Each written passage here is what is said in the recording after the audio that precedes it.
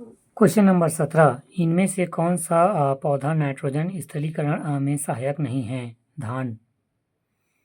Question number 17 इनमें से कौन सा पौधा नाइट्रोजन स्थलीकरण में सहायक नहीं है? धान। चना होता है नाइट्रोजन वाले में, मटर भी होता है नाइट्रोजन में, सेम भी होता है, धान नहीं होता है। व्याख्या: धान का पौधा नाइट्रोजन स्थलीकरण में सहायक नहीं होता है, जबकि चना, मटर और सेम में यह गुण पाया जाता है। धान के खेतों में प्राय मीथेन गैस का उत्सर्जन होता है।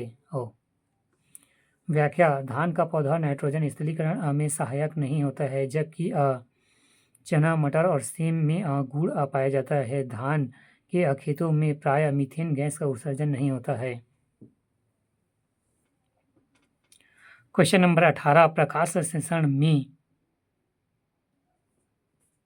सौर ऊर्जा ऊष्मा में परिवर्तन होता है। गलत। बी सौर ऊर्जा गतिज ऊर्जा में परिवर्तन होता है। गलत। सी सौर ऊर्जा स्थित ऊर्जा में परिवर्तन होता है। गलत। डी प्रकाश ऊर्जा यांत्रिक ऊर्जा में परिवर्तन होता है। गलत। ई इनमें से कोई नहीं। व्याख्या: प्रकाश संश्लेषण में प्रकाशीय ऊर्जा को रासायनिक ऊर्जा में परिवर्तन किया जाता है। यह एक उपचयन अपचयन की प्रक्रिया है जिसमें जल का उपचयन ऑक्सीजन के बनने में यह कार्बन डाइऑक्साइड का अपचयन ग्लूकोज के निर्माण में होता है।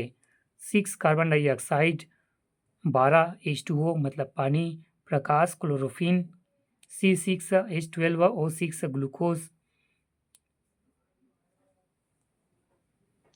6H2O प्लस 6O2 जल ऑक्सीजन।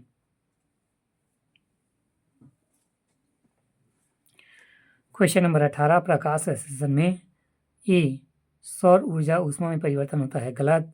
बी सौर ऊर्जा गतिज ऊर्जा में परिवर्तन होता है। गलत। सी सौर ऊर्जा स्थित ऊर्जा में परिवर्तन होता है। गलत। डी प्रकाश ऊर्जा यांत्रिक ऊर्जा में परिवर्तन होता है। गलत। ई उपभोक्त में से कोई नहीं। आंसर यही है कोई नहीं है। व्याख्या: प्रकाश संश्लेषण में तापीय ऊर्जा को रासायनिक ऊर्जा में परिवर्तन किया जाता है। यह एक उपचयन अपचयन की प्रक्रिया है। इसमें जल का उपचयन ऑक्सीजन के बनने में तथा कार्बन डाइऑक्साइड का अपचयन ग्लूकोज के निर्माण में होता है। 6 carbon dioxide 6CO2 and 12 H2O प्रकाश एवं chlorophyll C6H12O6 glucose plus 6H2O plus 6O2 glucose एवं जल ऑक्सीजन।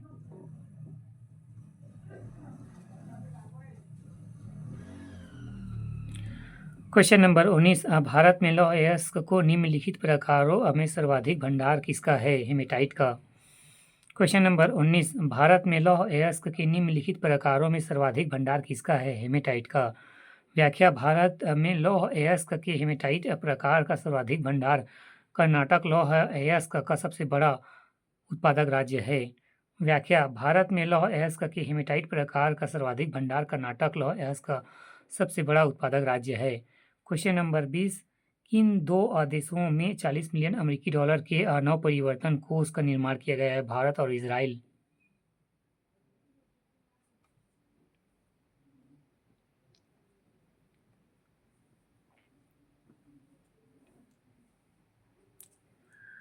क्वेश्चन नंबर 20 किन दो देशों के बीच 40 मिलियन अमेरिकी डॉलर के नवपरिवर्तन कोष का निर्माण किया गया है?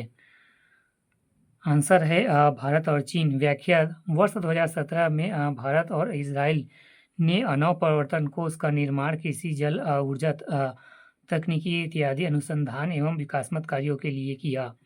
व्याख्या: वर्ष 2017 में भारत एवं इजराइल ने नवपरिवर्तन कोष का निर्माण कृषि, जल ऊर्जा एवं तकनीकी इत्यादि के अनुसंधान एवं विकासात्मक कार्यों के लिए किया।